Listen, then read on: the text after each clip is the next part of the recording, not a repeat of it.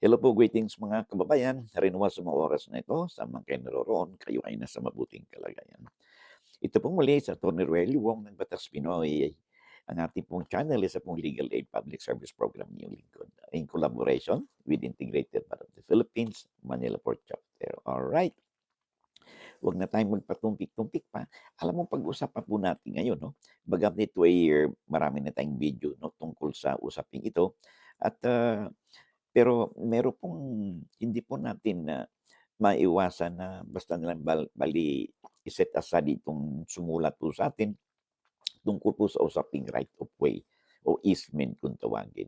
Alam mo, masalimuot po ang topic na right of way nito. No? Ito po pinagkakaminsan o kadalasan ito po ay pinagkakaugatan ng hindi pagkaunawaan no? Ng mga magkapitbahay o community 'no, sa isang komunidad 'no, na lalo na sa isang compound o sa isang subdivision 'no, o sa malalaking, lupain na nagkaroon na ng subdivision at maraming nakatira dun sa lupa 'no, at, yun nga nagkakaroon ng issue dun sa right of way. So, ang right of way po 'no, ano ba yung right of way bago tayo magpatuloy 'no? Ito pong right of way sinasabi natin lagi, ito po ay ito po ay isang easement 'no, wherein, kahit na kayo yung may-ari ng lupa, ay 'pag tinamaan yung lupa ninyo ng right of way, kayo ang maituturing ng mga servant estate 'no, ay maaari pong gamitin 'no, ang inyong property 'no.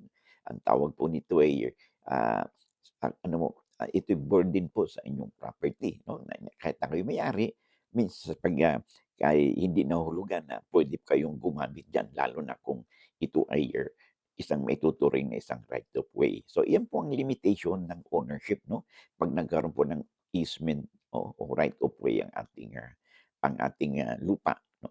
At ito po ay isa pong, tatalakayin po natin ito 'no, sa sulat po sa atin let me see, sa sulat po sa atin ni John, Sermeno.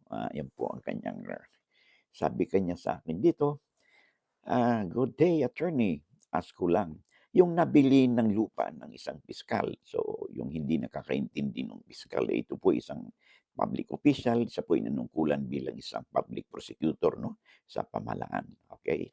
Sabi dito, ang area po ay 300 square meter. Ang sukat pero nakasama ang right of way nito sa area, na ang haba po ay right of way po ay 257, ano ba ito, square meters ang sukat. Ngayon po ay inaari ng bumili ang right of way dahil naisama daw sa blueprint. At tanong ko lang po, pwede bang napadiran ang right of way na inilaan sa mga nakabiling, ng mga subdivided lots? Bale sa harapan po ng bahay ko. Puwede ba ako magpapader? Sabi niya. Ask ko lang po, tama ba ano ba ang taas o standard ng pagpapader? Kasi gusto po, ng padiran ng 14 feet. Sana po matulungan po ninyo ako sa suliranin ko. Maraming salamat.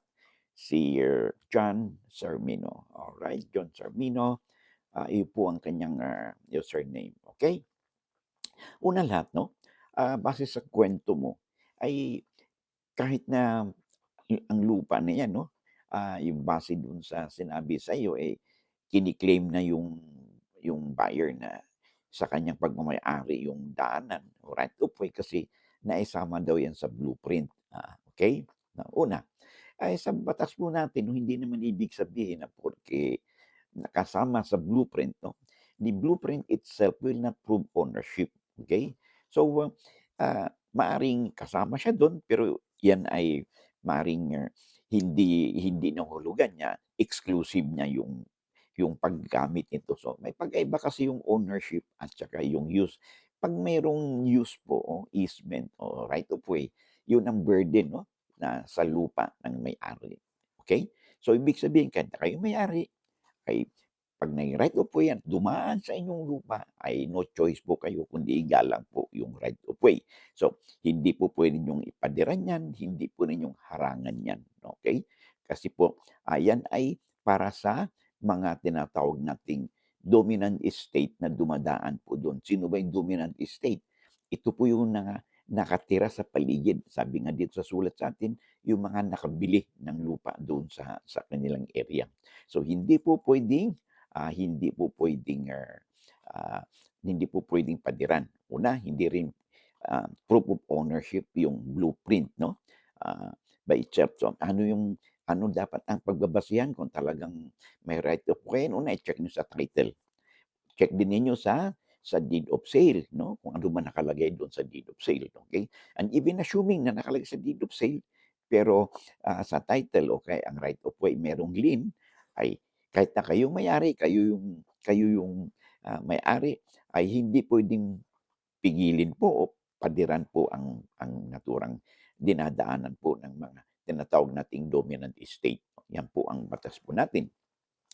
And then, alam mo ang ironic dito, kahit na dahil kayo yung may-ari ng lupa, okay, at dinadaanan ito ng ibang tao at ginagamit ito, aba'y sino bang magbabayad ng yung amilyar? Aba'y yung may-ari pa rin po ang magbabayad ng amilyar. Bakit?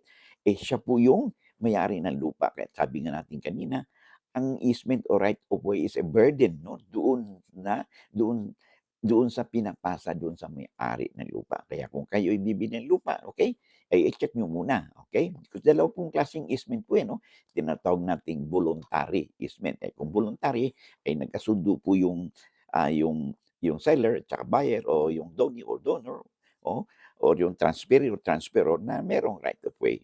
Yun namang legal or compulsory easement ayon sa nasabi natin 'no, yun po ay ini-impose po ng batas 'no, ayon po sa ating, provisions po ng ating Article 649 hanggang Article 650 ng ating Civil Code, okay. Pero ibang video na po yun, medyo mahaba-haba na po yun, okay.